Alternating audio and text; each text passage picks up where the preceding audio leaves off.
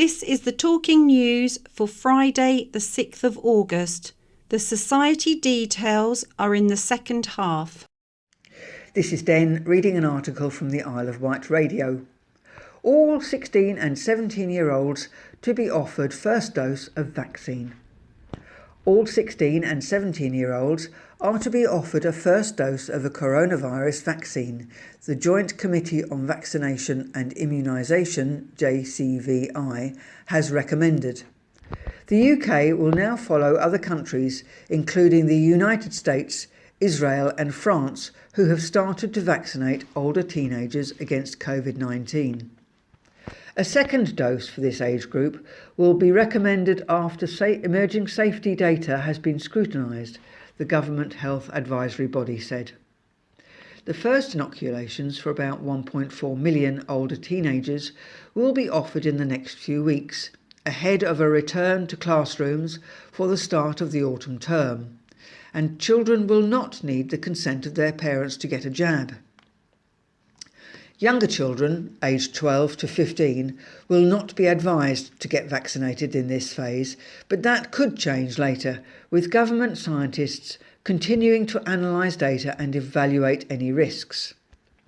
In July, the JCVI said 12 to 15-year-olds who had an underlying health condition that put them at risk of severe COVID will be offered a vaccination. And children aged 12 to 15 and live with or are in close family contact with someone who is deemed at risk should also be offered a vaccination. This advice has not changed. Hello, this is Steve reading a story from the On the Wight news site, headlined Parish Council Object to 54 Home Development on Greenfield Land. The variety of objections were raised at the meeting, and the Isle of Wight MP explained how he and the council were currently fighting national planning policies. A packed meeting of the Knighton and Whitwell Parish Council came out against plans to build 54 houses on a green field. The Planning Committee of the Parish Council unanimously voted to object the application submitted by Tallulah Estates for the village's Lady Acre farm. The landowner, who spoke at the meeting, said they were developing the land to use the money to make improvements to the farm, which would benefit their children and grandchildren. New housing would bring drug and alcohol abuse to the area. One disgruntled resident, who believed their health had improved immensely since moving to Knighton, said the new housing would bring drug and alcohol abuse to the area. Another said they had dodged a bullet with the flooding in the last few weeks, and that the village would have to be very careful if they wanted to keep avoiding the issues seen not too far away in Ventnor.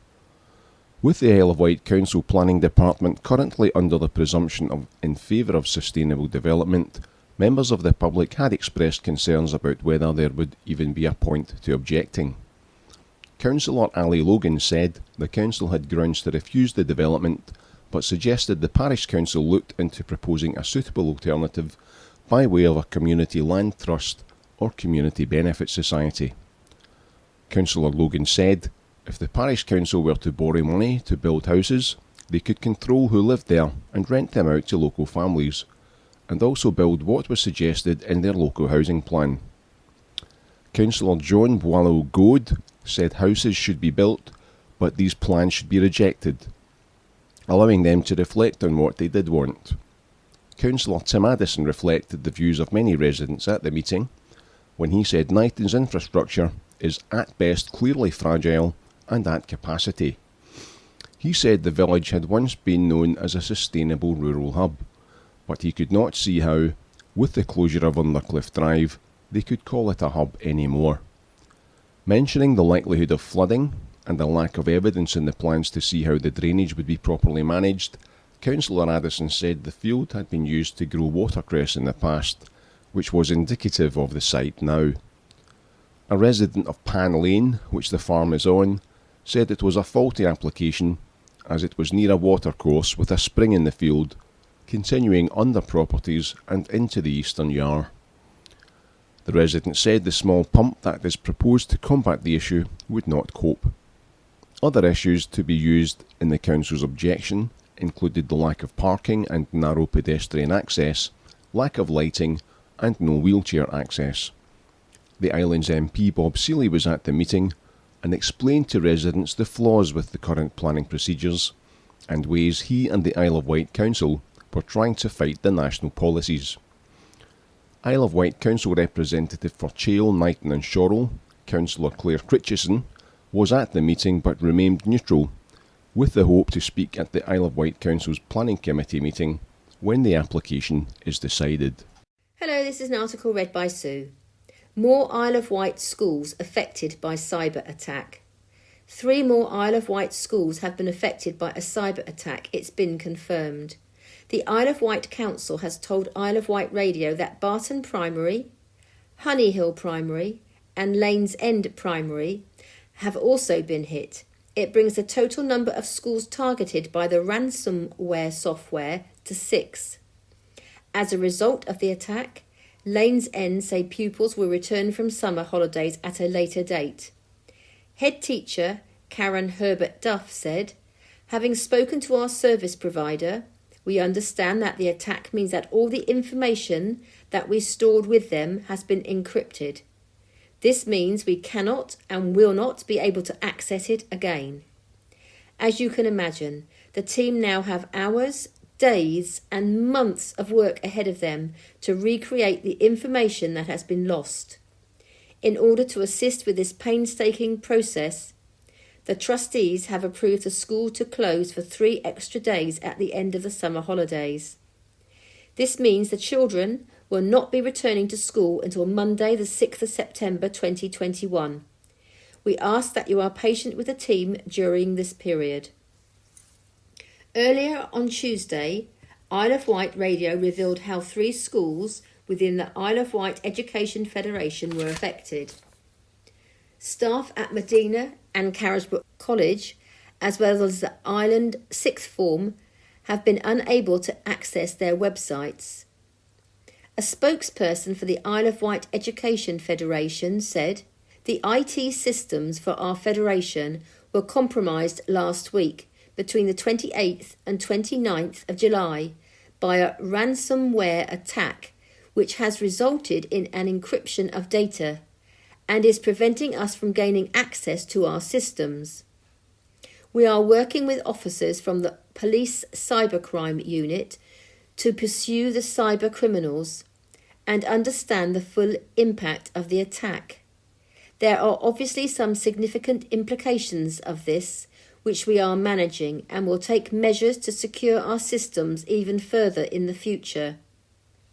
We are working with the local police and authority, Department for Education, cyber support and various ICT system providers to move this forward and ensure that necessary and appropriate systems are in place for the new academic year.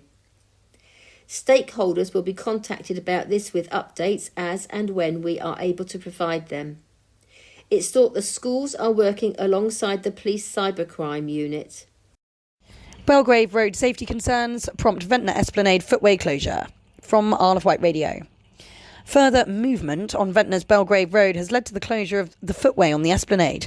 Island Road says it shut the path on the Esplanade Road as a precautionary measure. Wire mesh has been in place on Belgrave Road since last year to contain debris should it fall. However, following heavy rain, a small part of the retaining wall has shifted, causing safety concerns. An Island Road spokesperson said, "The new movement appears to be further settling. In other words, the failed section has slumped further into its foundations." The movement's coincided with an exceptionally heavy rainfall on Monday morning and has occurred despite the steps in place to divert surface rainwater away from the site. While the wire mesh is in place to retain material and protect pedestrians below has not yet been breached, the decision to close Esplanade Road has been taken as a precautionary measure in the interests of safety. Island Road says it will monitor the site and progress plans to stabilise the retaining wall and rebuild the road.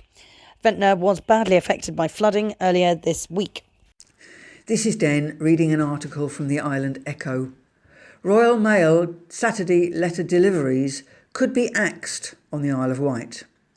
Royal Mail plans to axe its Saturday letter deliveries and may also get rid of signed for packages, it has been revealed. It doesn't seem that long ago that you would get 2 postal deliveries a day, predominantly letters, with a regular postman. Things have changed over the years though, with a single delivery now seen at a random time with a random postie. It was in 2003 that Royal Mail scrapped its second daily round. As a result of the changing market, with 18% fewer letters being sent compared to 2 years ago, Royal Mail is looking to scale back to a 5-day week for letter deliveries. However, it isn't as simple as just changing their advertised service. Royal Mail must first change the law, as they are currently required to deliver 6 days a week. Furthermore, there are talks of getting rid of signed for or tracked parcels altogether, as they are simply too costly to deliver. The news won't be welcomed by islanders who find Royal Mail to provide one of the more reliable delivery services locally. Hi, this is Steve with a story from the On the Wight news site, headlined Virgin's Scarlet Lady cruise ship set off from Portsmouth for its first cruise. It's massive. The largest cruise ship to be handled by Portsmouth International Port, Virgin Voyages Scarlet Lady, is leaving for its maiden voyage with paid passengers this week. Scarlet Lady will be the first cruise to take place since lockdown began in March 2020. And she'll depart from Portsmouth on Friday 6th of August at 7 p.m. Not only that, but she's also the largest cruise ship ever handled by Portsmouth International Port. To get an idea quite how massive the ship is, you can look at aerial photos of it in relation to the Wight Link car ferry. The vessel is currently on its friends and family cruise and will be returning to Portsmouth on Friday for the maiden paid passenger cruise. The fleet of Virgin Voyages ships, there will be 4 of them, has been designed to the latest energy efficiency standards with state-of-the-art equipment. Virgin Voyages says they are offsetting their direct climate change emissions through the purchase of carbon offsets. Virgin Voyages claim this commitment makes the brand the first cruise line to become carbon neutral for its direct emissions footprint from the first day of its commercial operation. Tom McAlpin, CEO and President of Virgin Voyages, said, "The ocean is our home, and we are on a mission to protect it. The single biggest threat facing our ocean is climate change, and we want to be part of the solution. We are committed to pioneering new technologies on board and working with our industry peers to advance research and development for zero-carbon fuels." Virgin Group founder Sir Richard Branson says, "It's wonderful to welcome Scarlet Lady. I'm so proud that, as we start this exciting journey, we also bring life to Virgin Voyages' commitment to preserving the ocean and the first of many steps towards a net zero carbon future." Hello, this is Sue reading an article from On the Wight. Bembridge and St Helens Fort Walk. Residents and visitors urged not to make the walk this year. The Isle of Wight Safety Advisory Group urged people not to put themselves, volunteers and key workers at risk who are already stretched by the coronavirus crisis. Walkers are asked not to attempt the low tide walk to St Helens Seafront from the beaches of Bembridge and St Helens again this year, after advice from the Isle of Wight Safety Advisory Group. Previous gatherings to attempt the walk have had up to 4,500 walkers. Overcrowding has resulted in Bembridge RNLI volunteers rescuing casualties caught out by the rising tides and uneven ground.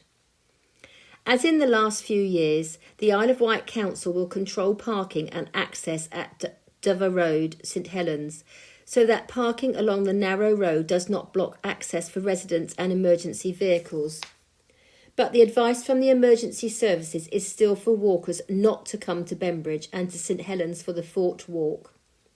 The Isle of Wight Safety Advisory Group is made up of representatives from the emergency services, the NHS, the Isle of Wight Council and other agencies. The group's main role is to advise on the management and safety of public events.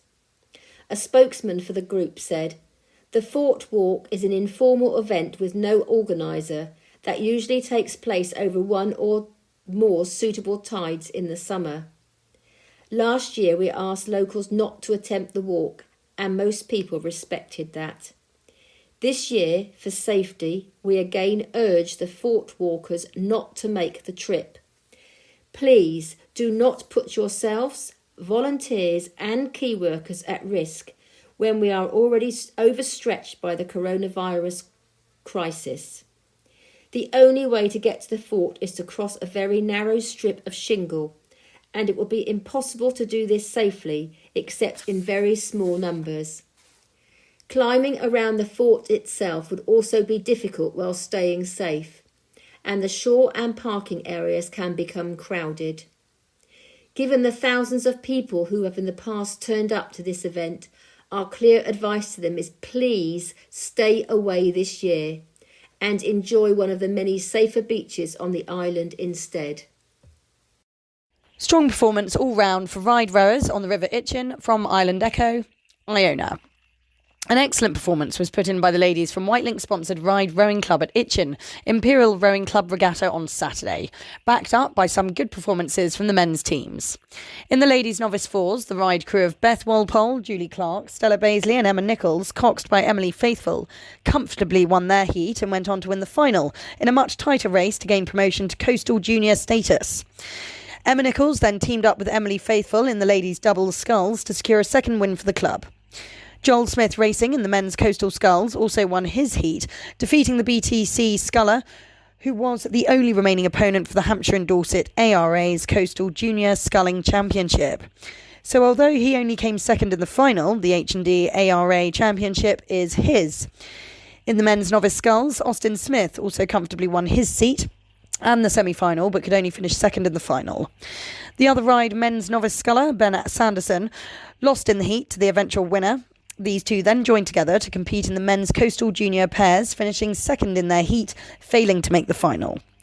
In the men's novice four, the rides clubs, a crew of Frankie Leftley, Paddy Kearney, David Bear and Harry Jones, with Emily Faithfull coxing once again, won their heat and finished second in the final in a very close race. The B crew of Yogi Ashworth, Elliot O'Sullivan, Will Hall and Tom Kovner, coxed by Cameron Adams, finished third in their heat, failing to make the final. The men's senior four of Tom Hammond, Joel Smith, Will Bryant and Alex Miller, coxed by Alan Evans, will be disappointed to have lost in the heat to BTC. Ride Junior 16 boys, coxed four of Yogi Ashworth, Elliot O'Sullivan, Bradley Whiting and Dan Sanderson, coxed by Cayman Adams, rode really well to finish second in their final. Dan Sanderson also competed in the boys' Junior 16 singles sculls, finishing third in his heat. This is Den reading an article from the Island Echo. Locals invited to have a say on Ireland's planning strategy to help shape the future. A new draft of the Island Planning Strategy, one of the most important documents that shapes the way the Isle of Wight will work between now and 2038, has been published for public comments. After an island-wide consultation in 2018 and 2019, the Isle of Wight Council has made big changes to the proposed plan. The draft Island Planning Strategy has a greater emphasis on the environment, with more policies aimed at environmental and sustainable issues than any other part of the plan. In another major change, the planned number of houses to be built has been reduced by 25% from the previous draft, after new evidence and information was researched by the Isle of Wight Council. Suggested new garden settlement areas have been removed from the plan entirely, and there is a reduction in proposed building on some greenfield sites. The result is that in the new draft plan, only around 1% of the island is allocated for residential and employment land. James Brewer is one of the council's planning staff who has been working to prepare the draft island planning strategy. He explains, "It's a big day for us to get this latest draft out for people to see. We listened to what the community told us in the last consultation, and that really changed the way we approached some aspects of the plan. Although there's an uncertain national picture in planning, I feel this plan is better, more robust, and aims to solve real island issues that the community told us about. We have drafted a plan that should help provide the right homes in the right places on the island. I would love residents to get involved now the consultation is open, because we want to know what everyone thinks of this. It's worth taking a look at the new plan. Comments now could affect the way we live on the Isle of Wight for the next 15 years and beyond. Councillor Paul Fuller, portfolio holder for planning and housing, said, "Planning is not just about deciding on individual cases. Every now and again, there is a chance to make some big decisions, and the island planning strategy is one of them. We know that people overwhelmingly rejected the housing numbers in the last draft plan, and the new council is determined to address this. We have listened and responded to that feedback. We're doing a longer consultation than we have to, 50% longer than the legal requirement. This will allow local councils and residents to be part of the consultation process. I hope everybody will take the time to read the new draft and pass on their thoughts, because even this latest draft is not the final version and changes can be made. Be assured we will be listening." Hello everyone, this is Steve reading a story from the On the Wight news site, headlined Isle of Wight Day 2021. A weekend of celebrations, remembrance and thanks. This year, Isle of Wight Day celebrations will be stretched across 3 days and include recognition of COVID volunteers, as well as a remembrance of those we have lost. It will be an opportunity for all islanders to celebrate a return to some sort of normality after months of lockdown and disruption caused by the pandemic, whilst we offer a huge thank you to the thousands of islanders who have volunteered their services to the community as we remember those we have tragically lost. The special weekend of remembrance, thanks and celebration is the idea of the island's Lord Lieutenant Susie Sheldon, who will preside over a civic service of remembrance at the Minster in Newport on Friday 10th of September, conducted by the Archdeacon, the Venerable Peter Leonard. The service will remember the 300 islanders we have sadly lost through COVID over the past 16 months. The Lord Lieutenant said, "It is particularly appropriate this year that we should all get together for Isle of Wight Day. The last year and a half has been very tough, but we have much to celebrate. The island community has shown how it can pull together, and Isle of Wight Day this year is especially highlighting and thanking our many volunteers. I hope to attend as many events taking place over the weekend of 10th to the 12th of September as I possibly can. The whole ethos of Isle of Wight Day, and indeed Walk the Wight, is that of celebrating what we can do so well as a united community on the island. I'm delighted to be part of it. The following day, Saturday 11th of September, will see the return of the annual Isle of Wight Day celebrations, when all island residents are encouraged to come together to celebrate our wonderful island, with this year's focus on thanking the thousands of volunteers who have supported us through the pandemic. Island communities are encouraged to stage their own local events across the island. The centre of the celebrations will take place once more at Carisbrooke Castle.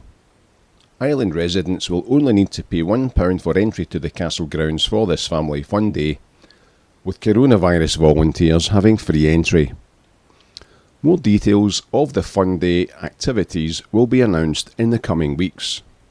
Robin Courage, the founder of Isle of Wight Day, said, "Isle of Wight Day was always designed as a day of celebration for our wonderful island, and this year's special day will also provide an opportunity for all our communities to come together to say a huge thank you to the thousands of incredible volunteers who have done so much to help us get through this very difficult time.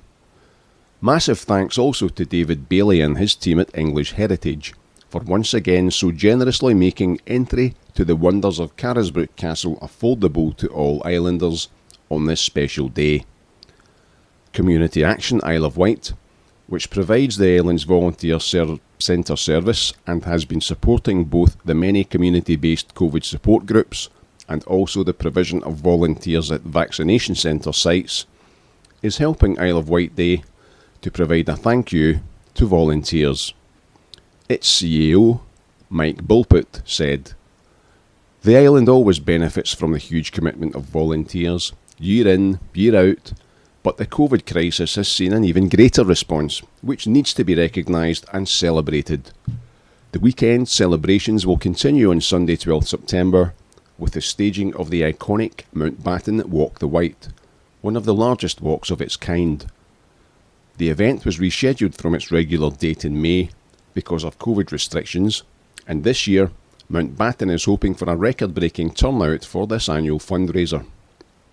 Nigel Hartley, the CEO of Mountbatten, said, "When we were forced to reschedule this year's Walk the Wight, we did not expect it to coincide with the Isle of Wight Day celebrations. So we are hugely grateful to the Lord Lieutenant for arranging for this fitting weekend of remembrance and celebrations."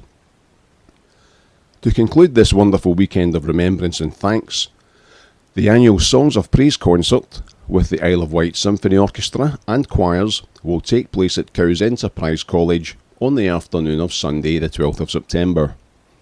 We can all look forward to a spectacular weekend of family activities, so please shout out your own thank yous by once again hanging out your bunting.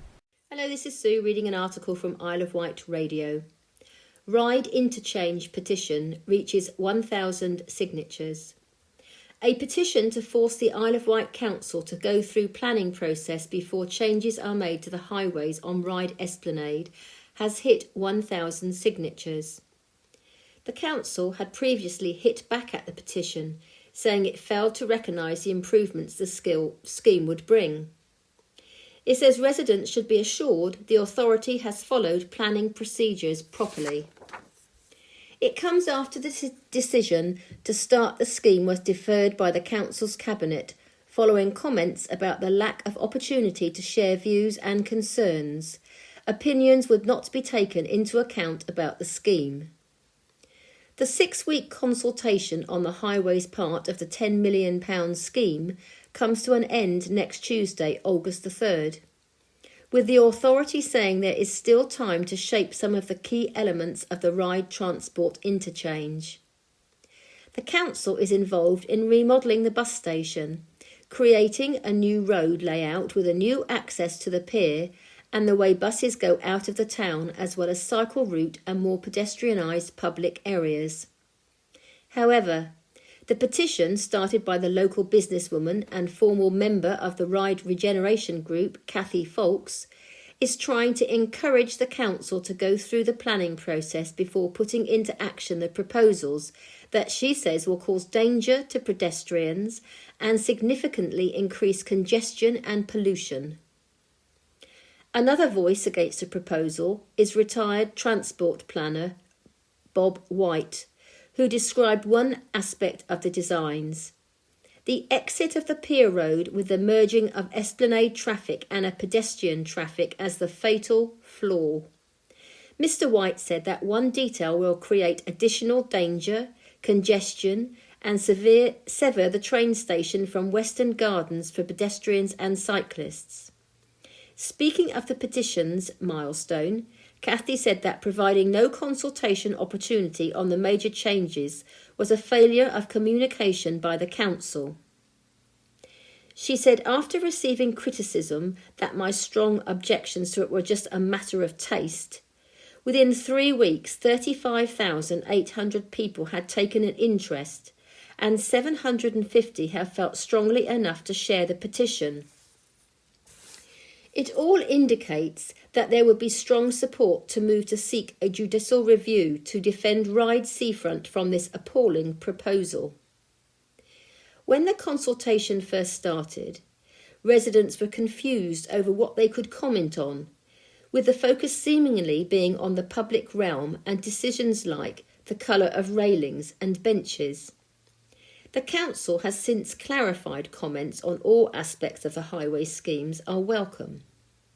The council say the scheme was developed after speaking with the Ryde Regeneration Group, which has representatives from key groups in the town, like the Town Council, Business Association and Ryde Society. The decision whether to implement the scheme will be made at the September Cabinet meeting, or earlier if it is necessary. having taken all the comments gathered from the consultation into consideration. Date announced for new motorcycle race on the Isle of Wight. From On the Wight, Iona. A date has been announced for the Isle of Wight road races next year, 2022. The original Chale course will run over 12.4 miles through Chale, Shorewell, Bryston, using a long stretch of the military road as well. The Diamond Races has been suspended. Sources close to Isle of Wight Radio say it's because only one motorcycle race can take place on the island in 1 year. The paddock for the new event will be based at Atherfield, and the action takes place between the 20th to the 23rd of April 2022. Event promoter James Kay said, "We felt it was sensible to wait until after national restrictions have been lifted in England before sharing this announcement. We had 2 false starts already due to the pandemic, and we wanted to avoid further disappointment." A 6-week public consultation process will start from Saturday, the 1st of August, to explain the format, timings and impact of the event, especially for those residents and businesses located close to or on the proposed course. A public meeting will be held on the 12th of August, and full details are on the official event website. Isle of Wight road races will be an elite-level motorcycle racing spectacle that will attract many of the sport's top riders and teams, and it's planned to be a showcase for British motorsport as well as proving ground for sustainable biofuels.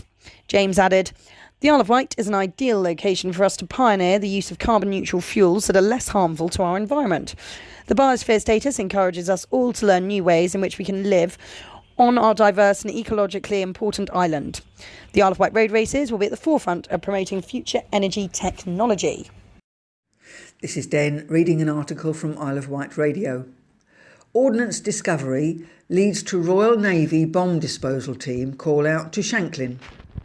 The Royal Navy bomb disposal team was called to a property in Shanklin on Monday night.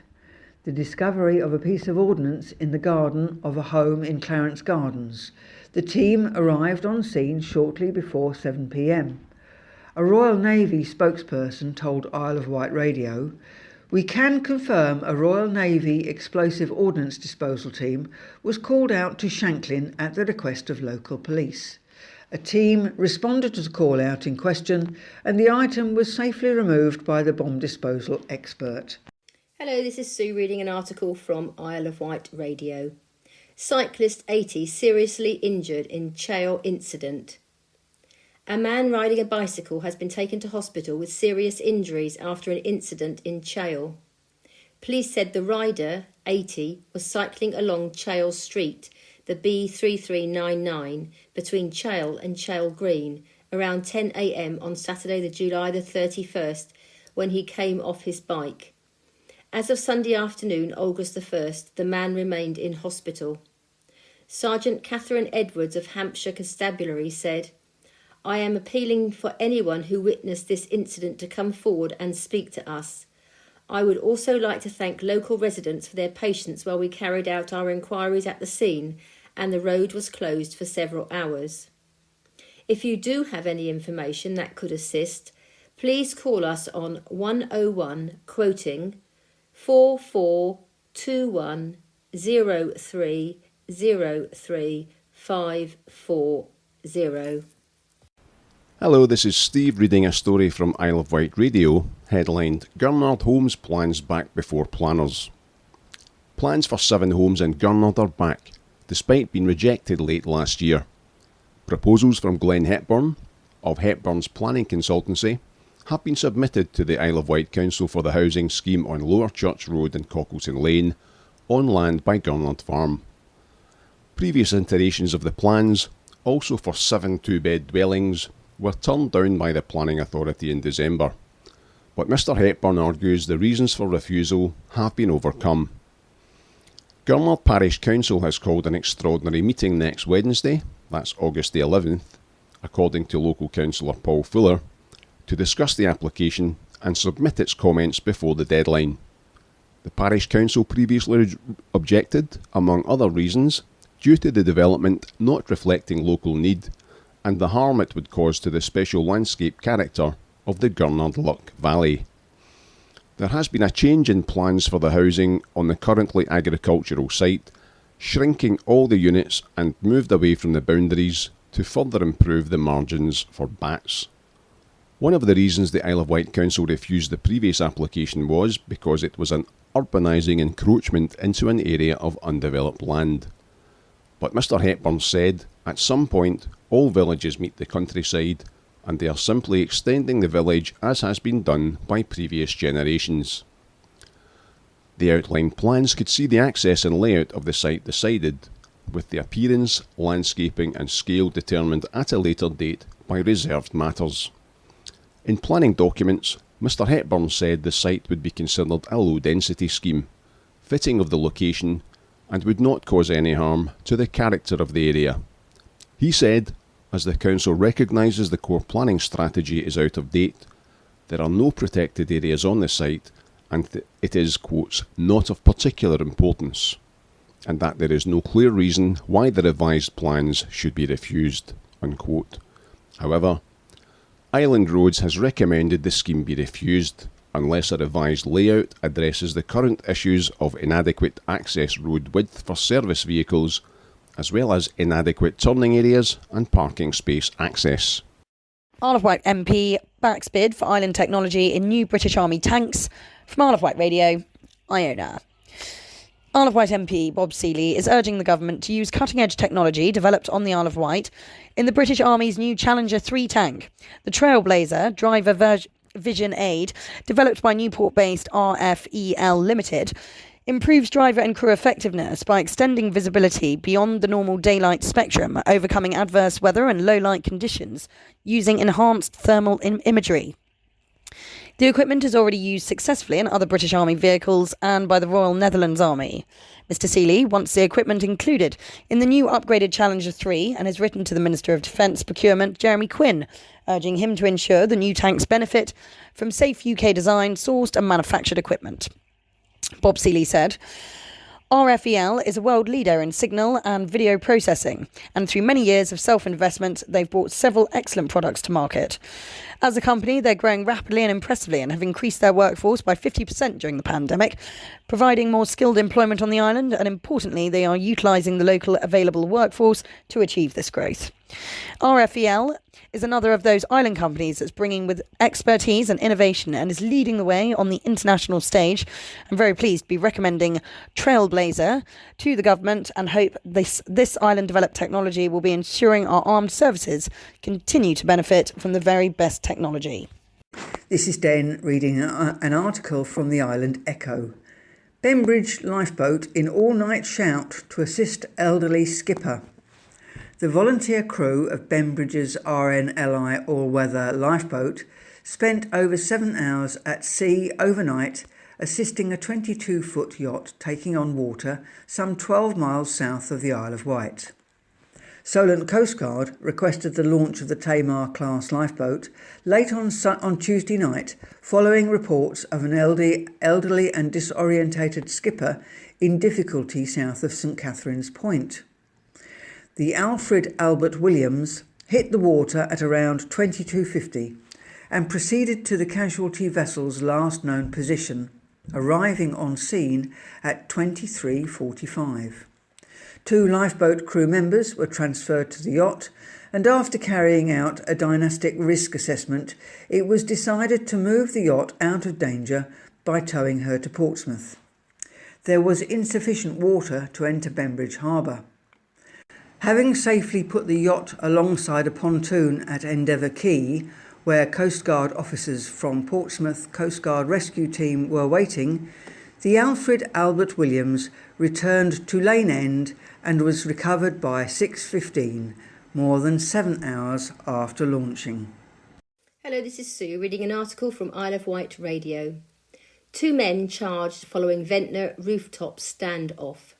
2 men have been charged following an incident in Ventnor. Police attended Lowtherville Road in Ventnor shortly before 4:15 p.m. on July the 29th, in response to a public order incident which involved 2 men on a roof. In a separate incident, officers have been investigating a burglary which took place in the early hours of the morning on Saturday, June the 20th, at an address in Albert Street in Ventnor. It's alleged that during this incident, a man in the address was assaulted before items including a mobile phone and wallet was stolen. A Hampshire Constabulary spokesperson said, Nino Bear-Kavana, aged 28, of Kestrel Way in Carisbrooke, and Lewis Morora Morgan, aged 21 years, of Trinity Road in Ventnor, have both been remanded in custody and charged with affray, criminal damage, threats to kill, burglary, and causing grievous bodily harm in relation to the above two investigations. This is the second part of the Talking News read by Paul and Kate. And we start with the Society's news. Coffee and Chat is on every Wednesday from 10 a.m. until 11:30, and this is only £1 to include the cake and coffee. Come along and spend time with members and staff discussing various topics, etc.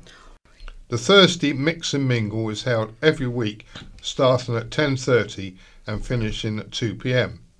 If you would to come along, please call the office to book a space. Transport can be arranged if required. The new lunch club on Tuesday is now fully booked, but our next one will be on September the 14th at the Royal Hotel and Castle, Hotel Ride Castle, sorry. If you'd like to come, please call the office and book a space. The charity will be represented at Ventnor Day in Ventnor Park next Saturday the 14th of August. Please pop along and have a chat and show support. This is the final reminder for the Warner's holiday next April. Any queries, do not hesitate to call the office on 522205, where staff will be able to help. Exciting news, swimming will restart on September the 6th at Medina Leisure Centre. It is a new venue and a new time. We have the whole pool from 1:30 to 2:30 p.m. every week on a Monday during the school term time only. Hopefully this will be fully supported by members. For more details, please do not hesitate to call the office or to book your space. Please call Susan on 522205.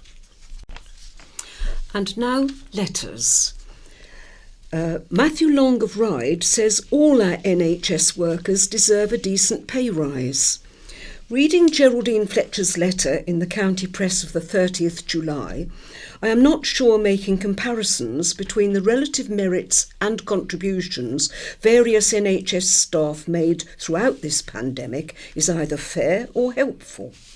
That said, my heart goes out to the many, many brave NHS staff, cleaners, porters, nurses who genuinely risk their lives, often wearing totally inadequate PPE, to care for patients desperately fighting for their lives.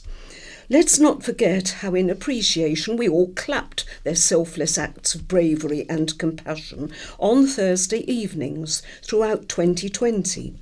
One thing I do know is that to now award many of these NHS workers a pay rise that amounts to less than the price of a cup of coffee a day is totally shameful.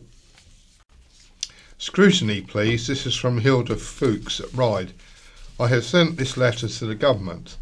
The government has offered Transforming Cities money to Ryde as part of the South East Rapid Transport Grant.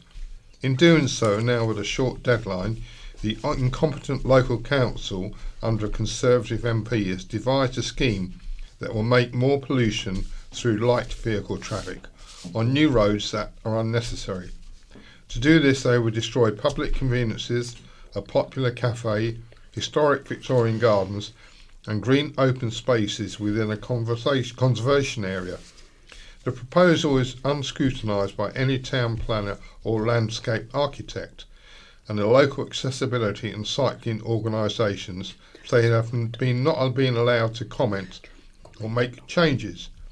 This is not environmentally a sustainable project. It will damage the visiting experience to our town by removing the possibility of a comfort break in the area and instead having to negotiate more traffic lights and roads.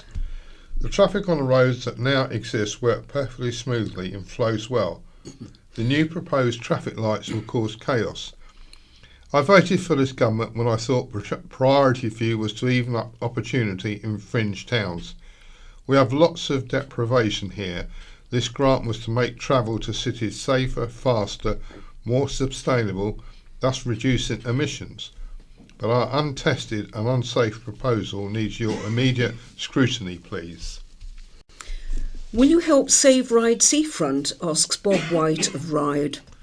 Despite its apparent commitment to encouraging the creation of beautiful places, and at a time when local mental health services are in crisis due to underfunding, the government, through its Department for Transport, looks set to provide millions of pounds for a regeneration scheme that will not only cause great damage to Ryde's historic seafront on the island, including a conservation area and many listed buildings, but which may also see more danger to pedestrians and an increase in vehicular congestion and pollution.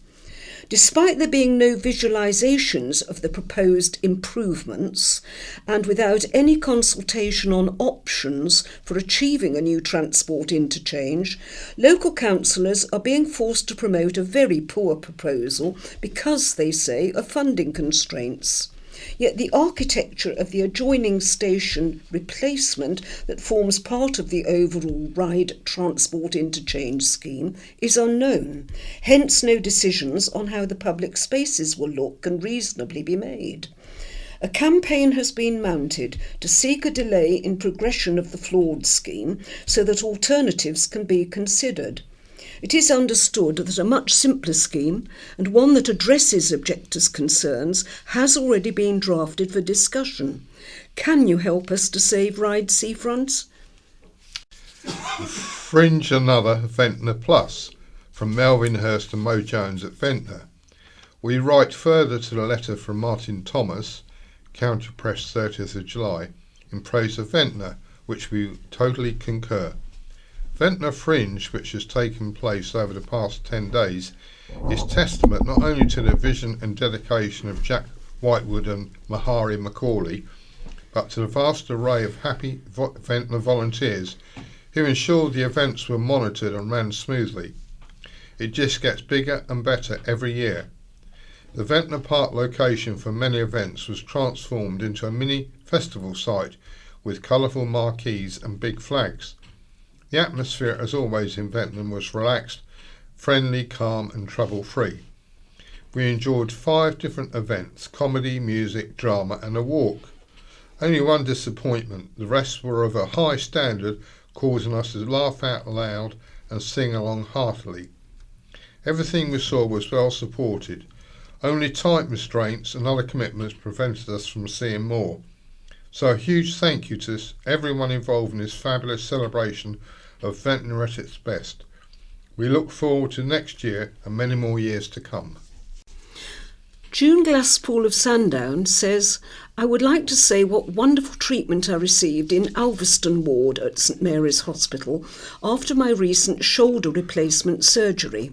All the nurses, doctors and other staff were so kind and attentive. Nothing was too much trouble. St Mary's often gets a lot of criticism, but my experience in Elviston Ward was so good. I cannot speak highly enough of the staff. Thank you, Elviston Ward. Unlock access to our waste tips. This is from John Tyler and Brading. July 19th was supposedly Freedom Day for some of the many COVID restrictions we have endured for the past 16 months. Yet this message doesn't seem to filter through to AMAC, the operators of our 2 recycling centres at Lymington and Afton. However, this is not entirely fair, as while Amy operates the 2 sites, the policies for how they run are set by Isle of Wight Council. Since May 2020, we have endured an appointment system whereby residents are limited to 1 visit per week. This was 1 visit every fortnight until recently, booked at least 24 hours in advance. The appointments are booked online only, so elderly residents without this facility have been unable to use the centres since March 2020. The appointment system was introduced to limit the number of vehicles used in the centres, and in theory at least achieve some social distancing. Every alternate lane at Limbottom was cordoned off, although in April this measure was removed due to significant queues, which represented a far higher risk of a fatality than the virus itself. The appointment system seems set to continue, in spite of the centres operating outdoors, Government scientists have rated this external environment as low risk from the transmission of COVID.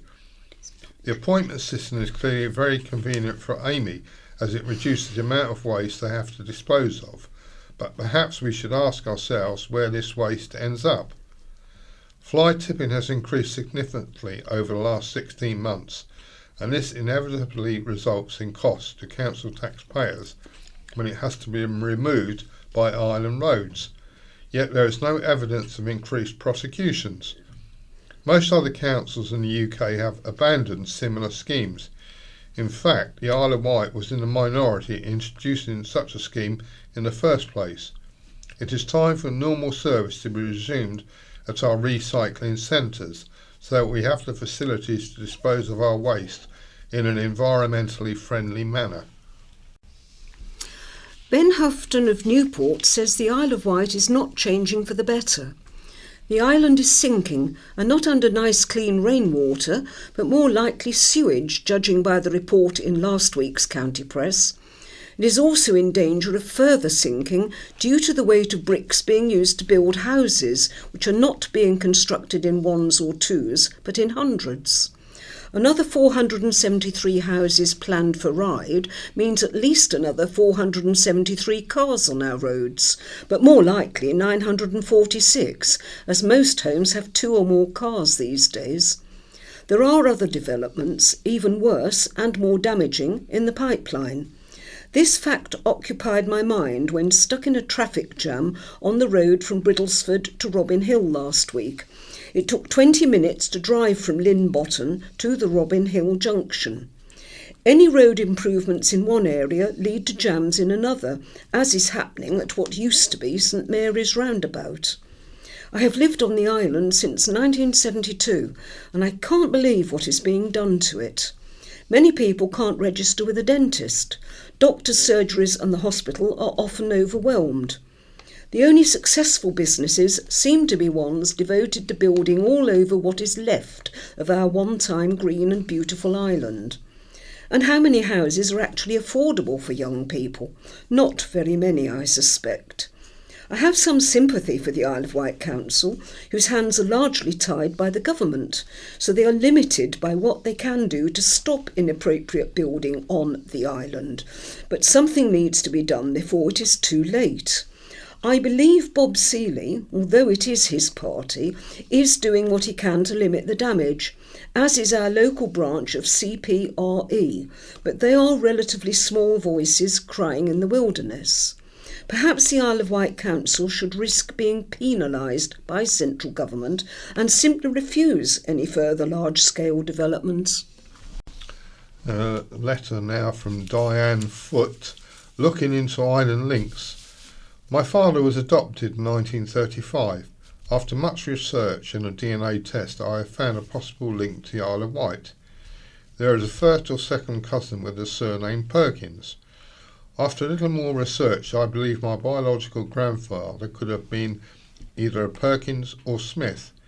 He would have been in Plymouth in 1935, training to be a naval officer on a ship named the Iron Duke. Possibly great-grandparents could have been Alfred Perkins or Ernest Smith. If anyone has any information about these men, I would very much be grateful, if only to disregard them from my search. And her to contact her is Diane Foote at live.co.uk.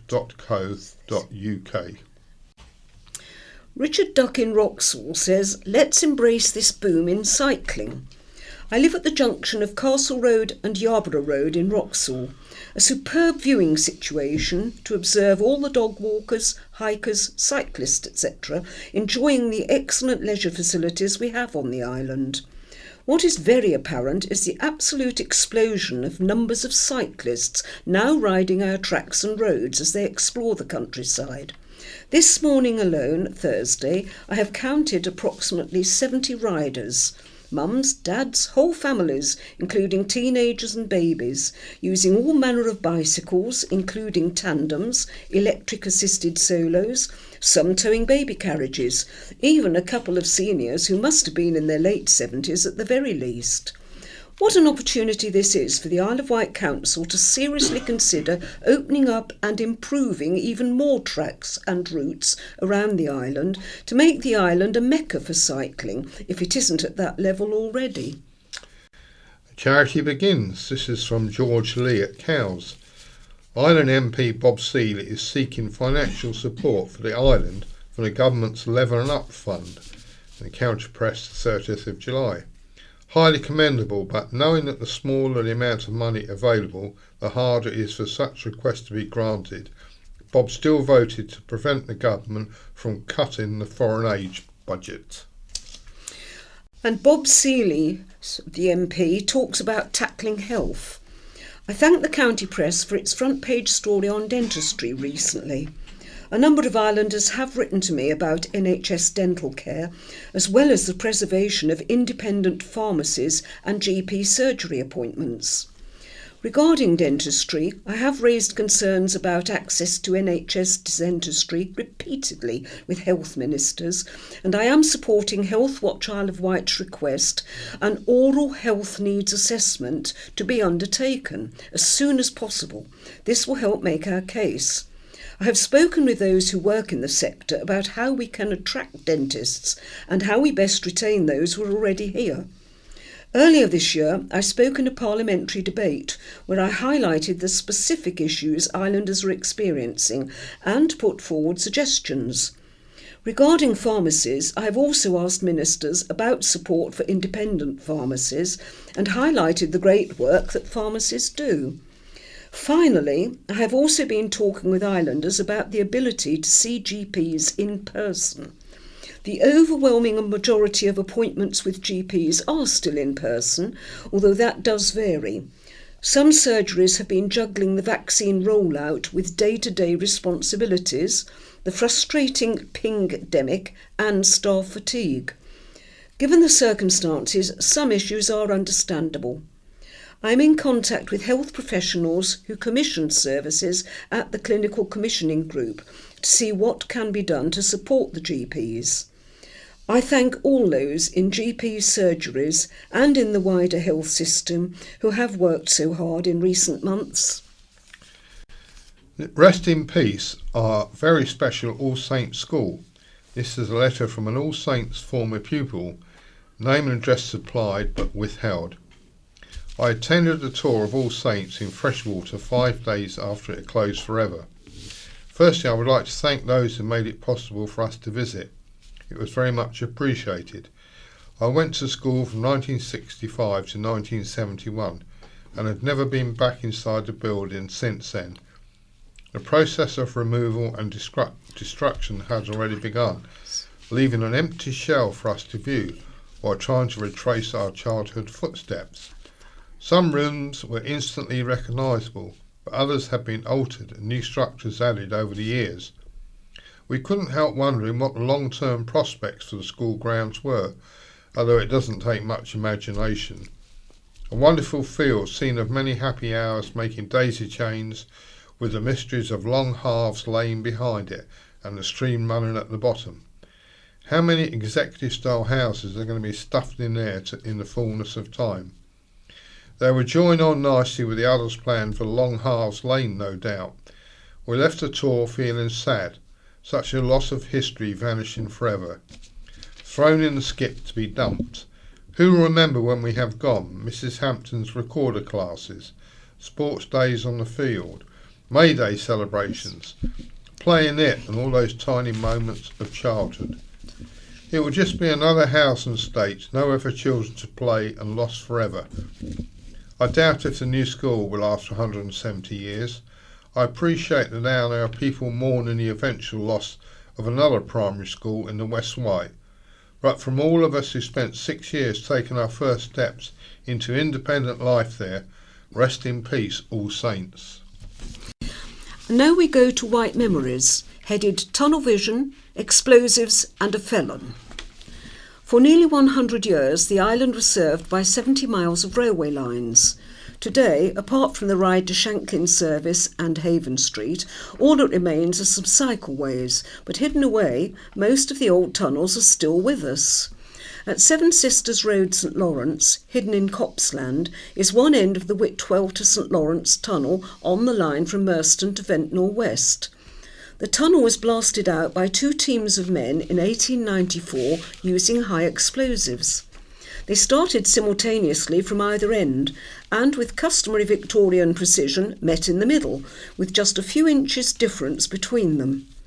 On February the 9th, 1895, the county press reported, "The engineers were very true in their boring calculations, and when the 2 parties met on Saturday, the deviation was seen to be trifling." In 1906, the tunnel was in the news again, with the county press reporting, "Herbert Beard, a patient at the Consumption Hospital at St Lawrence, was taken in custody, charged with maliciously wounding another. A startling sequel occurred while Beard was being taken to Newport. Sergeant Cass took him to the Ventnor town station at Steep Hill and entered the last carriage, which had several goods trucks behind it. The prisoner sat in one corner, the sergeant sitting opposite. After a few minutes, the train entered the tunnel, and in the darkness the prisoner noiselessly opened the door and silently sidled out without touching the sergeant's knees, which were within inches of him.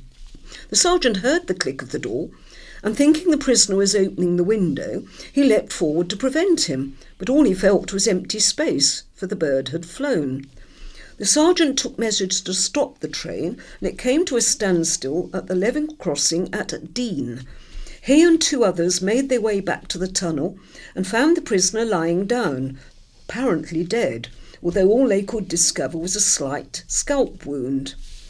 He was carried to Whitwell station, but before reaching there, the bearers had suspicions that he was shamming, and depositing him in one of the waiting rooms, the party pretended to move away. The sergeant, entering the room quietly immediately after, discovered the prisoner sitting up, none the worse for his adventure. He was taken to Newport in a locked carriage and then to the police station, where he was found to be uninjured.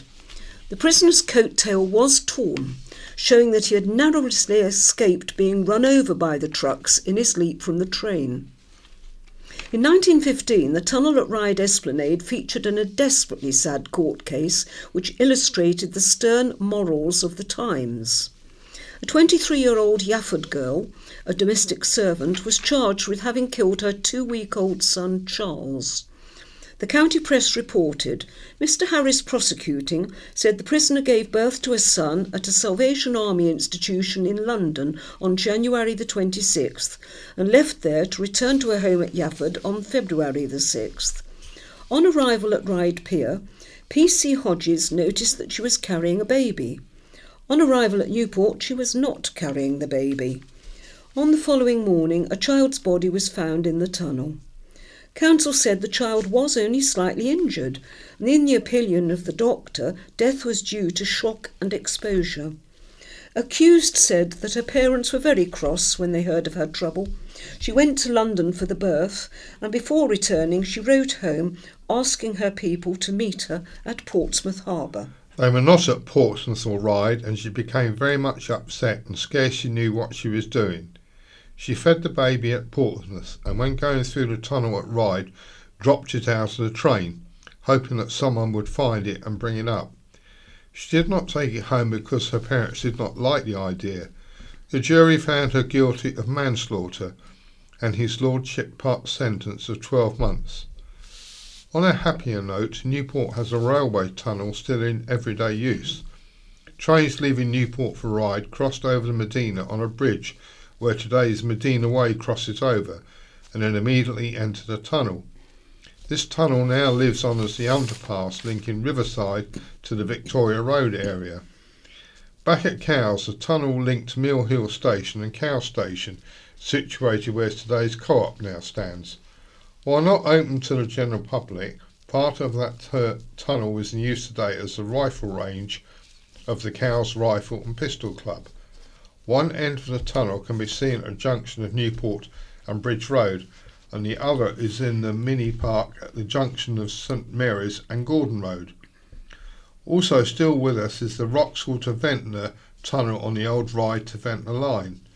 At an impressive 3/4 of a mile long, It is now home to a plant belonging to Southern Water and is not open to the general public.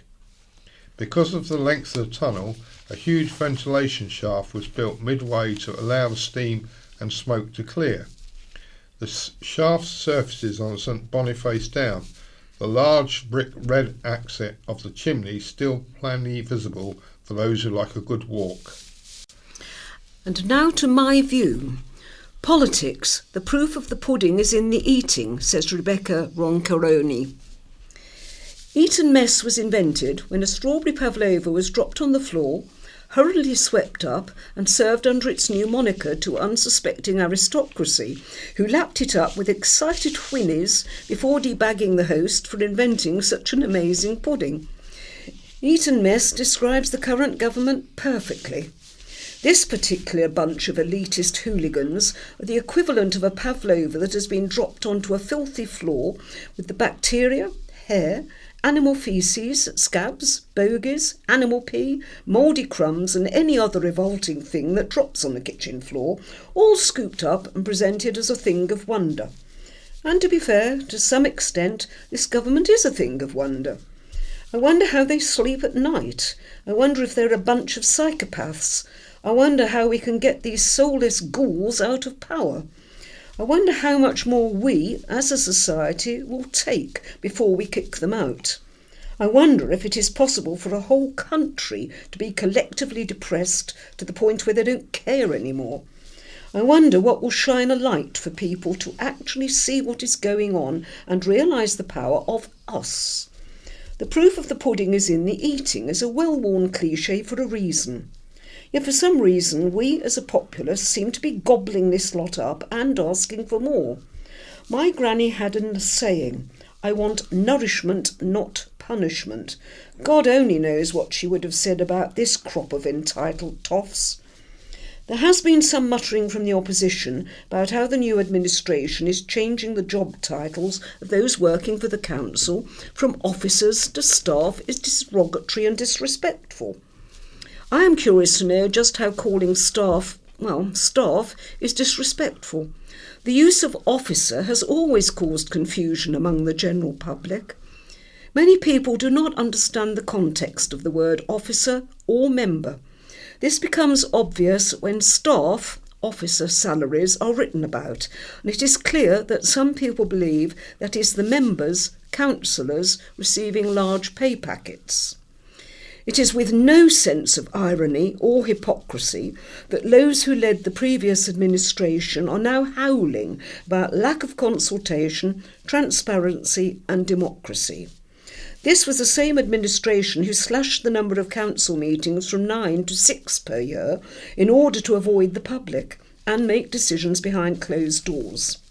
They also reintroduced delegated decisions, where executive members, now councillors, could make decisions without the approval of other councillors. They had one of their own chairing the scrutiny committee, which made a mockery of the role of scrutiny. They decided quite arbitrarily that petitions from the public would only be looked at 3 times a year. It is quite astounding how quickly those that abused the power they were given and shaved as much of the democratic process off as they could are now stamping their feet over such ridiculous issues. I am so glad that we now have an administration that believes in democracy and doing the right thing for the island. Having the current administration will be like a breath of fresh, democratic and honest air. This is an article by Laura P.C. Wilcox, leader of the Isle of Wight Council. Water firm bosses need to explain the problems. It seems a long time since I last wrote a column for the county press. However, rather a lot has been going on in the last month. In the last couple of weeks, the main concern has been the adverse weather and the impact this has had upon islanders' lives, properties and businesses. Some people have experienced serious damage to their properties and livelihoods, and the impact on many businesses are utterly devastating. What has been highlighted by many of these events are serious concerns about our water system on the island. We import much of our water from the mainland, and at the other end of the scale, it is plain that our sewage and wastewater system is simply unable to cope with demands that are being placed upon it. We have an aged infrastructure and based upon a system of pipes and drains that recent events suggest simply are not up to the job. The system is under the control of Southern Water. As such, and very frustratingly, the Isle of Wight Council has little control over these issues. However, we recognise there are serious problems here, so we are going to do what we can, try and do what we can to improve the situation. At the time of writing this column, we are finalising arrangements to bring senior managers from Southern Water to the island so that we can put our concerns to them. It will be a frank meeting. We also need to look at our own activities and see what we can control, as well as exploring what steps the Council can take to help reduce pressures on the system. One important feature, and one many of you have raised, is to look at what we can do through the planning system, particularly as to the development of the new island plan. We are aiming to get more control over that system. If we can take steps to limit the net impact of developments upon our water infrastructure, this will be a step in the right direction. I will report back to readers when we know more. Spotlight on Climate Change, in this case the island's marine life, by Dr. Roger Herbert of the Island Natural History and Archaeological Society. With the UN Climate Conference, COP26, in Glasgow this autumn, we need to put the spotlight on how local marine life is responding to rising temperatures and changes in weather patterns. This can only be done thanks to decades of methodical recording and survey work carried out by generations of marine biologists. Situated between the cold North Sea and the milder western approaches to the Channel, the island is strategically located to measure environmental change. To the east, species are adapted to colder waters, whereas to the west they are warm temperate and align more generally to those found on the shores of Cornwall, Brittany and the Atlantic coast of Spain and Portugal. Till the turn of this century, cold-adapted species have predominated on our rocky shores. However, this has changed significantly, and we've seen increased abundance of warm-adapted snails, crustaceans and fish. Take, for example, the flat or purple top shell. In 1987, I and a few other members searched for these snails on the shore at Freshwater Bay, yet after 1 hour we could only find 8. The species has been generally uncommon on the island shores for at least 100 years, but this enclosed south-facing bay had been a refuge for a small, vulnerable population during the cold winters of the 1960s and 1970s. However, the recent warming trend has seen numbers rise to densities exceeding 100 per square metre, making this now one of the most abundant sea snails on the island's rocky shores. Prior to 2004, there had been no records on the island coast eastwards of the Isle of Wight or in the North Sea, as cool summers and colder winters prevented the establishment of populations. However, small numbers that were initially observed along the Sussex coast have risen significantly, and the species has now spread as far as North Kent. The milder winters have reduced mortality, and warmer summers have no doubt facilitated reproduction. In the past few years, we have noticed the appearance of another warm-adapted snail, the toothed topshell. Please send in any observations. Our fish fauna has also changed beyond recognition since the 1970s and 1980s. We have lost a few species due to overfishing, such as skate. However, we have seen an increasing prevalence of warm-adapted fish, such as black bream and triggerfish, and there are now reports of bonito and blue tuna in the region. And they ask you to send any observations to their Isle of Wight watch, which is an email address iwatchwildlife@gmail.com. We now move to What's On, and the first one here is Isle of Wight Cantata Choir hosts Singing Day with Bob Chilcott. Saturday 11th of September, 9:30 a.m. to 4:45 p.m. It's at St Catherine's Church, Ventnor, open to all singers. Tickets are £15, including the music hire. And telephone number is 074 0760 852 074. Isle of Wight Cantata Choir invites you to experience a singing day with Bob Chilcott, one of the leading, most highly acclaimed, widely performed and inspirational choral composers, arrangers and conductors in the world.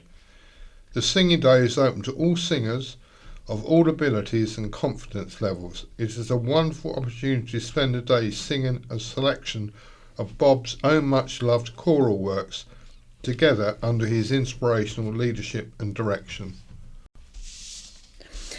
St Thomas's Square is the place to be on Saturdays thanks to Market Days CIC. There is currently a 12-week programme of events to bring vibrancy and community back to the town centre. The events will feature the new Newport Saturday Market with local traders, entertainment and activities for shoppers, passers-by, visitors and family. There is art in the square with interactive family activities from Key Arts, but unfortunately that's tomorrow, Saturday the 7th. But on August the 14th, Made in the Biosphere. Biosphere-themed event with activities such as cargo bike demonstration. The 21st of August, Make of the Wight, a makers market showcasing the talents of island artisans and makers. August the 28th, Back to School, magic show, pavement art and circus performance with pampering for parents. September the 4th, Plant Market. Plant sales and stalls and activities, including public engagement activities surrounding farming. September the 11th, the Streets of Newport. Medieval market with butter making, a workshop for children and leather working. September the 18th, festivals. History of the Isle of Wight Festival and its links with island life with street entertainment. September the 25th, Vintage Motorcycle Club with music entertainment. Memories of School feature in exhibition. A display of photographs and documents about All Saints CE School in Freshwater is being exhibited throughout the summer. It is 170 years since the school started on the current site, although schooling did take place at Mower Place years before that. Freshwater and Totland Archive Group members are organising the display, which will be on view until September. The centre is open Mondays, Wednesdays, Thursdays and Fridays from 10 a.m. to noon. A summer pantomime? Oh yes it is. After the sell-out success of Full Circle, Bembridge Little Theatre Club is preparing for its next production, a summer panto entitled A Bard in the Hand. William Shakespeare is lodging with Dame Barnet, a wig maker, but he is stony broke, has no ideas for a new play, and there is a play thief on the loose. Can his old friend Kit Marlowe, who is 007, help? Add in a pair of star-crossed lovers, a would-be stand-up comedian, and a man-eating next-door neighbour, and you have a recipe for lots of bard-related fun. The group is proud to present the world premiere of A Bard in the Hand at Bembridge Village Hall on August the 12th, 13th and 14th. If you are an admirer of the Bard, try to count the Shakespeare references. If you love panto, look out for the traditional dame, hero and a villain to boo and hiss. If you are looking for an evening of fun and relaxation after a difficult 18 months, go and enjoy the laughter and entertainment. Tickets are available at Splash Ride, Co-op at Bembridge, or by phoning 07841 950 261. Right, foyer work recognised. The foyer in Ryde, a 45-bed place where young people experiencing homelessness can live, has been recognised for its impressive commitment to investment in young people. The coveted For Youth National Accreditation takes a year to attain.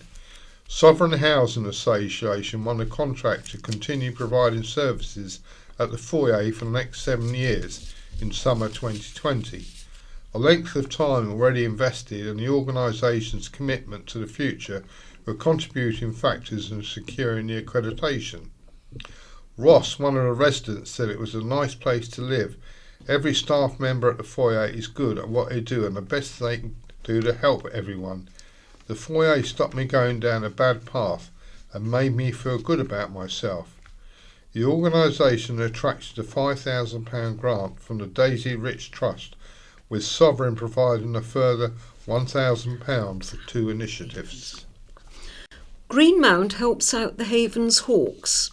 After Haven Falconry Centre appealed for financial help following the COVID-19 lockdowns, Greenmount Primary School decided to help.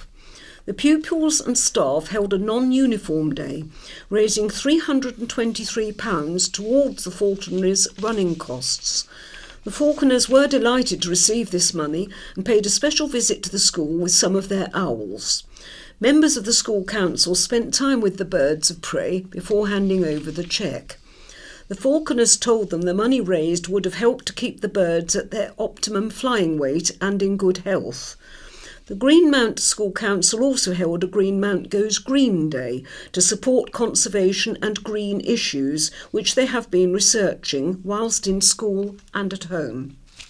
An Isle of Wight secondary school rated by Ofsted as failing just 7 years ago is now sending more than half of its sixth form students to world-leading Russell Group universities, including Oxbridge. More than half of the second-year sixth form students at Cowes Enterprise College have secured university places. This year, of the 80 students in the last year of sixth form at CEC, 43 have received offers from Russell Group universities. Of those, one has secured a place to study archaeology at Cambridge, another has an offer to study politics at Oxford, and a third has an offer to study medicine at Bristol. Rachel Killy, principal of CEC since 2017, said, "We are so proud of our students for their achievements. Those who go to Oxbridge or Russell Group universities make the headlines, but we also have students who win highly prized apprenticeships with leading employers or go straight into great jobs. Our role as educators is to help our young people to do as well as they can, fulfil their potential and be as well placed as possible to be successful in the next stage of their lives. Our staff have done a fantastic job in helping to make that happen." In 2013, the school was placed in special measures by Ofsted when it was then known as Cowes High School. Soon after it became an academy and joined Ormiston Academy's trust. Ofsted re-inspected the academy in 2017 and rated it as good in all areas. Nick Hudson, Chief Executive at Ormiston Academy's trust, said, "Rachel and her team have done a superb job. They have transformed the school and are creating opportunities to which the students are seizing." A rope and ladder rescue. A tricky 2-hour rescue took place after a woman fell 4 metres from a wall in Northwood Park on Monday night. The incident caused temporary closure of roads around the park. While police closed the roads, the Isle of Wight Ambulance Service requested the assistance of the Hampshire and Isle of Wight Fire and Rescue Service to reach the casualty, who had fallen into a hard-to-reach basement area near Northwood House. Crews from Newport and Cowes attended, as well as a fire officer and the aerial ladder platform. The call came in at 11:16 p.m. and the incident was declared over at 1:04 a.m. after a rescue involving rope equipment and ladders, and the casualty was passed into the care of the ambulance team. The Royal Victoria Yacht Club, RVYC, was a hive of activity and smiling faces as scores of people with disabilities enjoyed a special day out on the water. The weather may not have been particularly summer-like, but it did not fail to dampen the enthusiasm of the 86 guests at the club's annual open day for those with disabilities, an event that has continued since 1981 during the first International Year of Disabled Persons. Many of those less able were regulars who missed last year's event due to COVID. Guests representing groups are Sight for Wight, Isle of Wight Society for the Blind, Southern Housing, Parkinson's UK, Mountbatten young adults, Kingston farmland care, house physically disabled, ride house, Pleadine and individual families with disabled members. 7 boats were available for guests to experience trips along Wootton Creek and onto the Solent. Wheelchair users were able to enjoy the same experience on the Spirit of Scots Bader and motorboating on wet wheels, while other vessels offered more sedate journeys, and a couple of the ribs provided more speed. The island's High Sheriff, James Attrell, Lord Lieutenant Susie Sheldon, Island MP Bob Seeley, Island Councillor for Fishbourne Ian Dorr, and Fishbourne Parish Councillor Malcolm Hector were among the dignitaries. Councillor Hector said the open day is an opportunity for some of the islands less able to enjoy time on the water and meet other like-minded people. Councillor Dorr, who sailed there as a boy, said RVYC helps build confidence as well as skill. He said there was a diverse body of people all having a lot of fun and most importantly taking time to help others. Plans are already in place for next year's event on July the 2nd. Cyber criminals have targeted 6 island schools, kick-starting a battle to save data and websites and forcing a delay to the start of term for 1 primary. Parents and staff were warned of significant implications after Medina College, Carisbrooke College, the Island Sixth Form and their umbrella organisation, the Isle of Wight of Education Federation, all fell victim to the hack. And 1 primary school is having to delay a return for pupils after the summer break.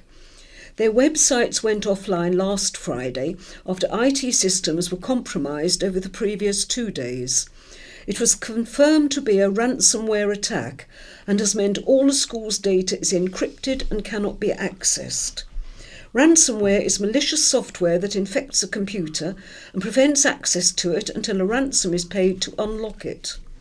The Isle of Wight Education Federation said, "We are working with officers from the police cybercrime unit to pursue the cyber criminals and understand the full impact of the attack. There are obviously some significant implications of this, which we are managing and will take measures to secure our systems even further in the future. We are working with police and the Isle of Wight Council, the Department for Education, cyber support and ICT system providers to move this forward and ensure that necessary and appropriate systems are in place for the new academic year." Meanwhile, Barton and Honeyhill primaries in Newport and Lanes End Primary in Cowes were also targeted. In a statement on its Facebook page, Lanes End Primary said it would delay the start of the September term as a result. Karen Herbert Duff, Chair of Trustees, said, "As you can imagine, the team now have hours, days and months of work ahead of them to recreate the information that has been lost. In order to assist with this painstaking process, the trustees have approved the school to close for 3 extra days at the end of the summer holidays. This means the children will not be returning to school until Monday, September the 6th. We ask that you are patient with the team during this period." The school said the stolen information had not been downloaded or accessed, and it was unlikely it would be. The world's largest offshore yacht race gets underway on Sunday, the Rolex Fastnet race, with at least 30 islanders aiming to come top of the pile for a massive fleet of 450 plus vessels this year. The 49th event sets sail from the Solent back to its original position the day following Cowes Week, but with a new Finnish port, Cherbourg, rather than Plymouth. Olympic sailor Shirley Robertson will come against friend Jeremy Wight and his sailing partner Richard Palmer. Palmer's JPK-10 has the best shot of breaking France's winning streak. Jaganda has an enviable track record, having won the 2020 RORC Boat of the Year and the 2019 RORC Transatlantic Race. Palmer, competing in his 10th Fastnet race, said it's the world's most competitive offshore IRC event. We're looking forward to the increase in level of competition in the two-handed fleet and the new route. Robertson will be racing Sunfast 3300 Swell. As usual, the course takes the boats down the south coast to the Fastnet Rock off Southwest Island, then returns to Cherbourg. The change increases the length of the race from 608 to 695 miles. After a 2-year enforced gap due to COVID, crowds came out in force to watch a week of great sailing on the Solent during Cowes Week. Not only was there a packed programme of high-quality racing, which featured top sailors from around the world, including past Olympic competitors, there was also plenty of the shoreside to keep the spectators happy. Although this year's event did not feature the traditional favourites, the Red Arrows and the grand firework display, it has still proved to be a huge success, say organisers. And that's it for today. That's goodbye from Paul. And it's goodbye from Kate. The In Touch programme follows. Assistive technology for pupils with comedian Jamie MacDonald. Home learning can be difficult for blind and visually impaired children, but the charity Guide Dogs is aiming to change that with their new Tech for All scheme. Within the pilot of the scheme, Guide Dogs are aiming to provide free iPads to around 3,500 children to help them with their schoolwork and overall independence. We talked to the charity's Director of Operations, Peter Osborne, about the background to the scheme, and we hear from a family who have benefited. If you've not heard of him already, we're introducing you to stand-up comedian Jamie MacDonald. We talked to him about his career to date, including his Radio 4 comedy series Life on the Blink, and his latest project, a BBC Two documentary called Blind Ambition. The documentary examines blindness in relation to the way creative people across different professions continue to create fantastic work despite losing their sight. BBC Sounds. Music, radio, podcasts. Good evening. Tonight, the offer of high-tech help to thousands of visually impaired pupils. We're going to be finding out who it's from, who it's for and what it can do. And why blind people insist on laughing at their blindness. I went from hating my eyes to grudgingly accepting them to ultimately enjoying them. I had the same journey with olives. We meet stand-up comedian Jamie MacDonald. A few more of those gags as the programme goes on, and we find out about the TV documentary he's just made called Blind Ambition on BBC Two. But first, a recent survey by the charity Guide Dogs found that 1 in 2 parents of visually impaired pupils in mainstream schools said their children were not using up-to-date technology to help them. They say home learning and homework is difficult because technology is often kept in school, and many families can't afford the necessary equipment for use at home. Well, Guide Dogs is launching its Tech for All scheme, which aims to supply 3,500 children with free iPads in its first 6 months, rising to 10,000 by the end of next year, if the pilot is successful. Well, in a moment, we're going to be talking to one of those pupils and his mum. First, though, I'm joined by Peter Osborne, Guide Dogs Director of Operations. Peter, first of all, what's the background to this scheme and what's the information that it's based on? So we're absolutely delighted to be able to bring technology to children and young people, but we think it's so important for people to have the opportunity to benefit from technology. We're not means testing the scheme in any way. So if a person has a visual impairment, if a children or a young person has a visual impairment and can benefit from the technology, then we're enabling that for as many people as we possibly can. Is it specifically for people in mainstream schools? I mean, is the assumption that people in the few special schools that are left tend to have that equipment? No, this is for any visually impaired child or young person. So it's not just aimed at people who are in mainstream education. The technology that is available can benefit people outside school. In fact, that's where there's a great deal of benefit. People can use that technology to perhaps learn the guitar or, look up their favourite sport or whatever. And so we're really looking to enable technology for people outside school, noting the fact that people do have access quite often to technology in school, but are not always able to bring that home. There is a lot of tech about, of course, now, designed with visually impaired people in mind, and a lot of variety of need, variation in vision, etc. How are you ensuring that what people get is what they need? We are focusing on iPads and iPhones because they have inbuilt accessible technology through large print recognition, but also speech. So we're focusing on that technology. And we also have a digital learning program because we're aware that not everybody is up to speed with what technology can offer. And why aren't people getting this equipment? I mean, it must be known in the schools that they haven't got what they should have.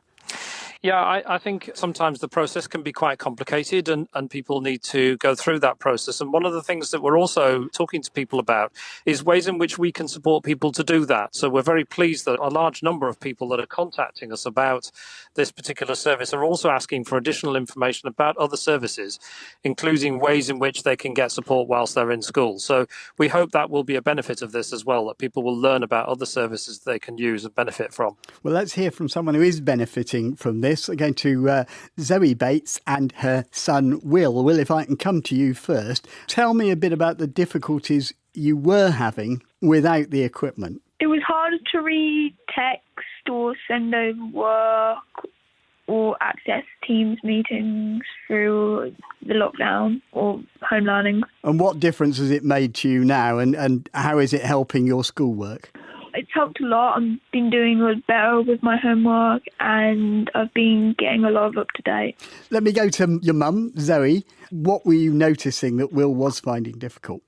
Well, when Will was at junior school, he had the use of an iPad throughout his school learning there. But when he transitioned into senior school, he found it quite difficult because the text that they were sending and the books that he was using, they were enlarging them. It's difficult for a non-visually impaired person to understand that bigger isn't always better because it causes more strain on the actual eyes when they've got, say, large books that they've got to read and focus on. And so when Will had the opportunity to gain the iPad from Guide Dogs, all his work now is downloaded onto that. Especially through the pandemic, the Teams meeting's easier because it's easier to navigate than on a laptop for him. And also he's able to complete his schoolwork because he's able to zoom in and out and change the contrast on the iPad much easier.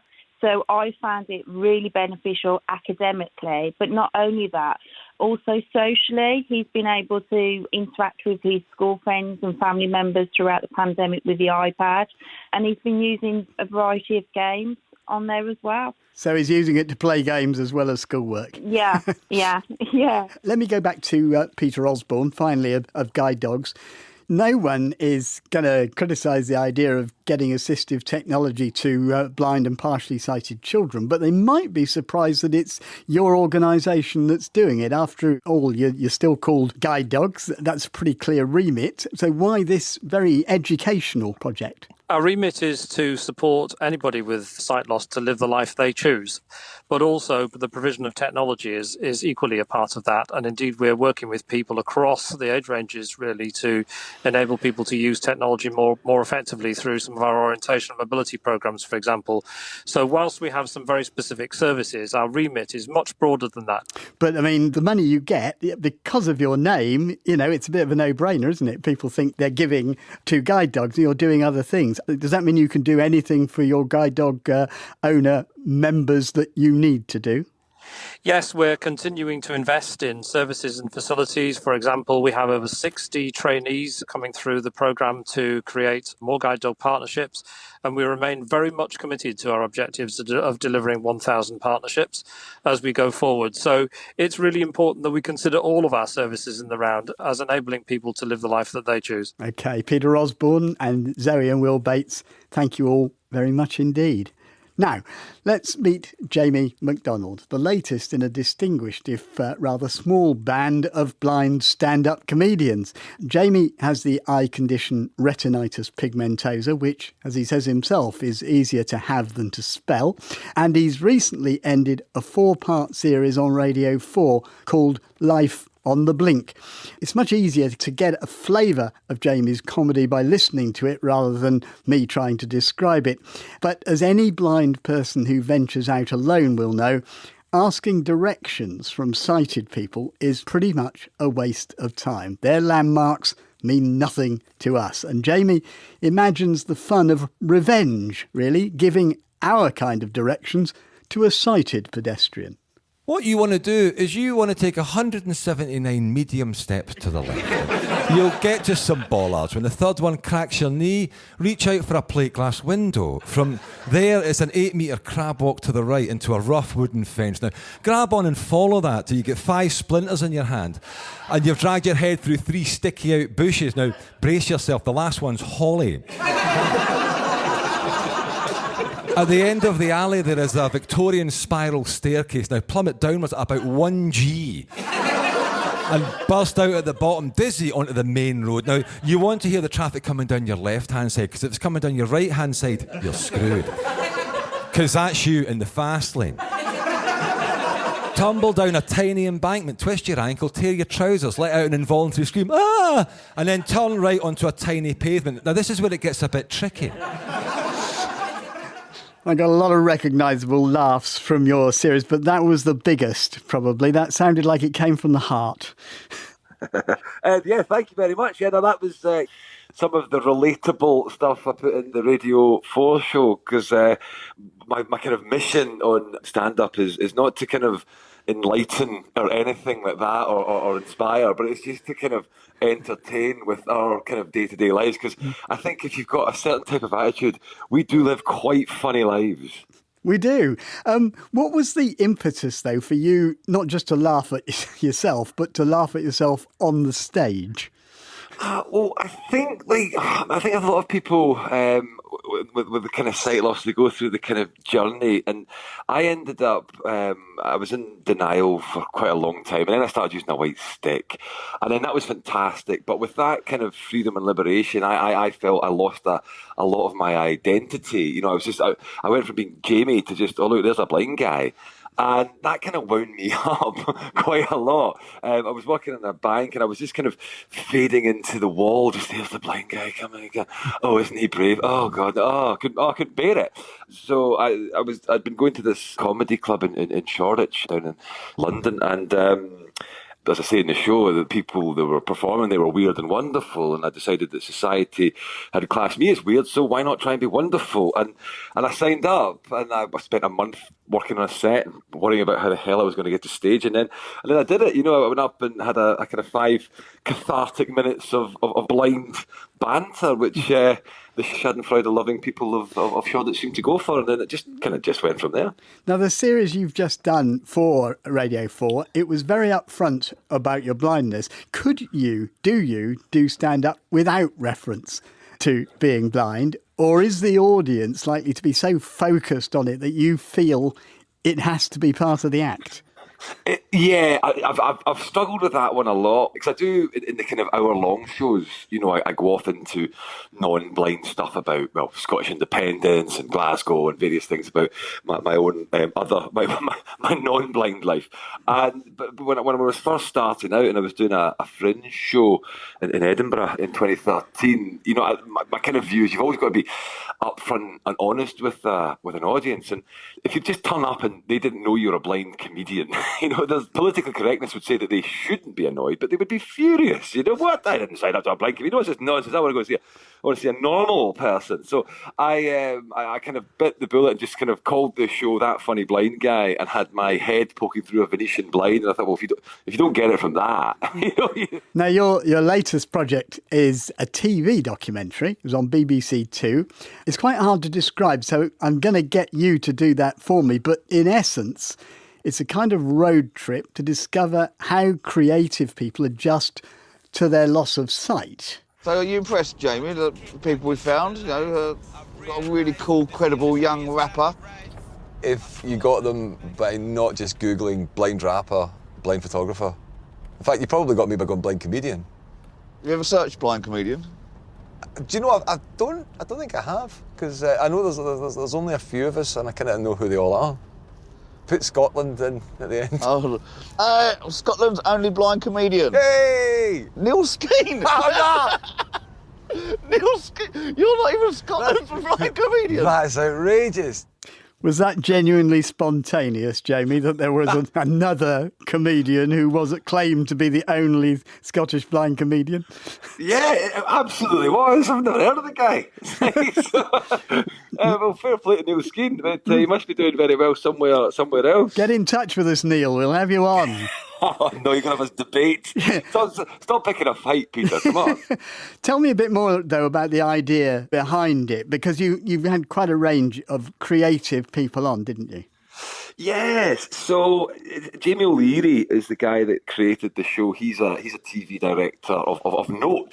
He's well established, but he's got myopia. He's got serious myopia. Now, I'm not up on that one. I'm an RP man. But he's now at the point where he's facing surgery to kind of maintain his eyesight that could go wrong and see him lose his sight. And that caused him a bit of concern. And he thought, well, is this going to be the end of my creative life? Should I lose my sight? Well, hang on, let's see about what other creatives are out there in the blind world, just being good. Not being good because of blind, but just being good despite being blind. Right. And you also had a blind rapper, you had a blind wood turner, and you had a blind photographer as well. Yes, with a blind photographer. I'm still a bit suspicious of that one. Well, can I just ask you about that? Would it be fair to say that you play the role of the sceptic in this documentary, really? I mean, you struggled to understand, as I admit I do as a totally blind person, why blind people would want to take photographs. Was that how you saw your role as the sceptic? No. I was very, very, very unsceptical about everything else apart from the blind photographer, Ian, who's a lovely guy, and he's got 95% blindness, but the 5% he has is basically quite a clear pinprick of sight, which he uses to phenomenal effect. So he is actually taking photos, and he's seen what he's taken, and he's seen the shots, and he can go for everything a photographer needs to do. So, but he is still very much blind, so that settled it for me, because I just kind of thought, well, any good photo I take just is an accident, and I'll never know. Then we had the rapper and the wood turner, and my personal favourite, we went to see an opera singer. She was absolutely wonderful. Right. Well, by very great good fortune, we actually managed to have the opera singer with us. Lizzie. No way. We do. Lizzie Kapaner, opera singer. For the past 20 years, you've sung with the Orchestra of the Age of Enlightenment and the King's Consort. You've made recordings for Radio 3 and Classic FM, appeared in the 3 Choirs Festival, and was a judge in the BBC One singing competition. What on earth were you doing with this rabble? I'm not sure. That was a great introduction, though. Thanks, Jamie. Pleasure. So I presume Jamie and Jamie did their Google of blind singer, blind opera singer, and came up with me. I know there were a couple of others, but I was obviously a bit luckier than Jamie and came to the top of the listening rather than the further down. There's not a Mrs. Skeen out there that's a good singer. I mean, the concept is interesting, which is, to find out what happens to the creative urge, as it were, as you lose vision. And we've talked about the photography as an example. Is there a sense in which loss can actually be something that makes you more creative? I'm not sure that there's a direct link. I've been singing all my life. I started singing for my dad's church choir when I was 5, and I wasn't diagnosed with my RP until I was 17. And already by then, I was more or less on the path to wanting to be a professional singer. I mean, it has, as I've lost more of my sight, it has driven me more, I can say that, but I'm not sure that there would be a direct link between the creativity. Jamie McDonald, what conclusions did you come to? Is there a link? Did you come to any firm conclusions after your documentary? I think I just had confirmed to me what I kind of already thought, is that there's just amazing creative people out there doing their jobs who have bad eyesight, and it may drive them more, it may drive them less. It's almost irrelevant to the quality of their work. Lizzie's a fantastic singer, and that's nothing to do with her eyesight, and it hasn't been. I mean, the only problem I think Lizzie has is trying to find the concert halls, like trying to find her myself. It's more arbitrary stuff that's a problem in Lizzie and mine's game.